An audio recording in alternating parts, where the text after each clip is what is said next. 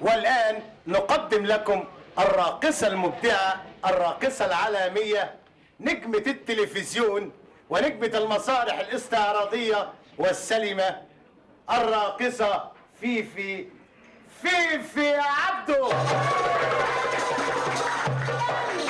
ايه قصة السينما والتلفزيون؟ سينما ايه؟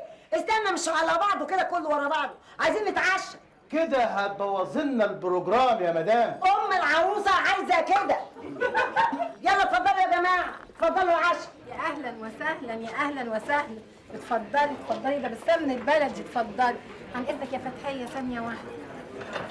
اهلا وسهلا، اتفضلي. كلوا يا اخوانا، كل يعني اقول ايه بس، يعني ده انتوا اصحاب بيت. كل يا عبد، كل انت يا حبيبتي، كل.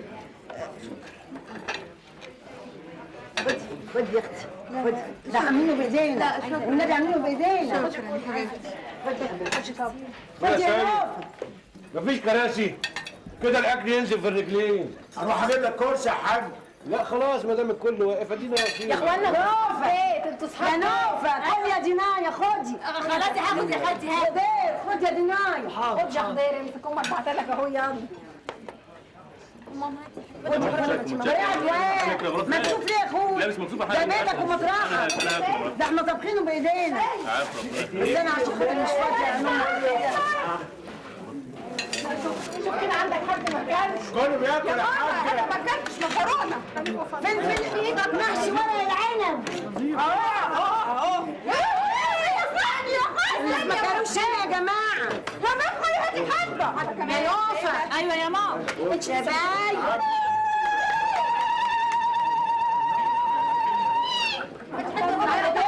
هاتولي خد كويس يا علوم.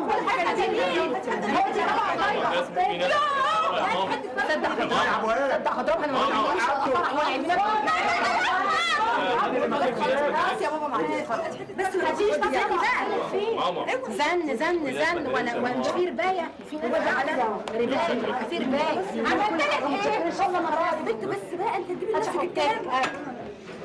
قلة ادب. هم خلاص، هو ده كده خلص خلاص. ايه ده؟ انت قول، انت خليك في نفسك. انا خليك في نفسك انت. خدي بقى تدي القرايب. سيد، عايزه اديك امانه كده تشد. يا جماعه اهلا وسهلا.